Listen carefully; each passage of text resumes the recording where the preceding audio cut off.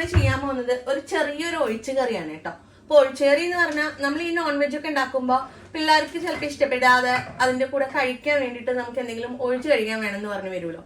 ആ സമയത്ത് നമുക്ക് കൊടുക്കാൻ പറ്റുന്ന ഒരു അടിപൊളി ഒഴിച്ചുകറിയാണ്. വളരെ സിമ്പിൾ ആണ്, പ്രത്യേകിച്ചൊന്നുമില്ല. മോരൊഴിച്ച കറി ഉണ്ടാക്കില്ലേ, അത് തന്നെയാണ്, വിത്തൗട്ട് എനി വെജിറ്റബിൾ. അപ്പൊ ആദ്യം തന്നെ നമ്മൾ കുറച്ച് ജീരകം ഇട്ട് കൊടുക്കാം കേട്ടോ. കുറച്ച് ജീരകം ഇട്ടിട്ട് അതിന്റെ കൂടെ കുറച്ച് തേങ്ങ ഇട്ടാ, തേങ്ങയും പിന്നെ പച്ചമുളകും കേട്ടോ. അപ്പൊ നമ്മൾ കുറച്ച് തേങ്ങ ഇട്ടിട്ടുണ്ട് കേട്ടോ. ഇനി അതിലേക്ക് ഒരു 3 പച്ചമുളക് ഇടാണേ. അതിലേക്ക് നമ്മളിതാ ഒരു 3 പച്ചമുളക് ഇട്ടിട്ടുണ്ട് കേട്ടോ. ഇനി നമുക്കിത് നന്നായിട്ട് നല്ല നൈസായിട്ട് മഷി പോലെ അരച്ചെടുക്കാം കേട്ടോ. കറി ഉണ്ടാക്കാൻ വേണ്ടിയിട്ട് ചട്ടി ചൂടാക്കിയിട്ടുണ്ട്. ചട്ടി ചൂടാക്കിയതിലേക്ക് നമ്മൾ കുറച്ച് എണ്ണ ഒഴിച്ചു കൊടുക്കാം കേട്ടോ. എണ്ണ ഒഴിച്ചിട്ടുണ്ട്. ആ എണ്ണ ചൂടായി വരുമ്പോ നമുക്ക് അതിലേക്ക് കുറച്ച് ഉലുവ ഇട്ട് കൊടുക്കാം.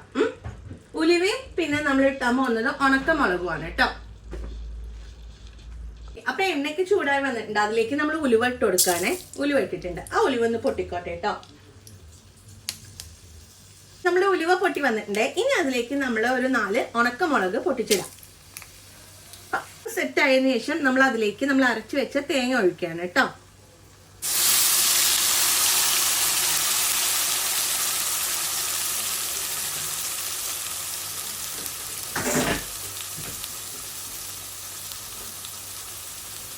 തേങ്ങ അരച്ചു വെച്ചത് ഒഴിച്ചിട്ടുണ്ട് കേട്ടോ. ഇതിലേക്ക് നമ്മൾ കുറച്ച് വെള്ളം കൂടി ആഡ് ചെയ്തിട്ടുണ്ട്. എന്നിട്ട് തേങ്ങ ഒന്ന് നന്നായിട്ട് അതിലേക്ക് ആക്കി കൊടുക്കുക, മിക്സ് ചെയ്ത് കൊടുക്കുക.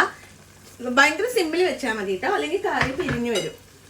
അടുത്തത് ഇതിലേക്ക് ഇടാൻ പോകുന്നത് കുറച്ച് മഞ്ഞൾപ്പൊടിയാണ് കേട്ടോ.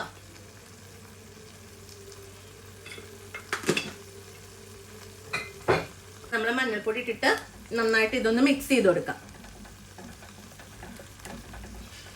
ഇനി നമ്മൾക്ക് ഇതിലേക്ക് തൈര് അടിച്ചൊഴിക്കണേ. അപ്പൊ തൈര് അടിക്കാം നമുക്ക്.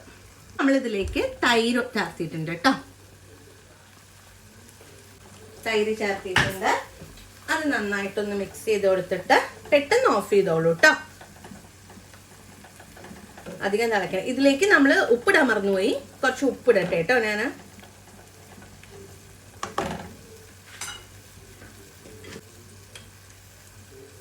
മതിയോ? ആവശ്യത്തിന് ഉപ്പ് കൊടുത്തതിന് ശേഷം നമ്മള് കറിവേപ്പില കൂടി ഇടാം കേട്ടോ.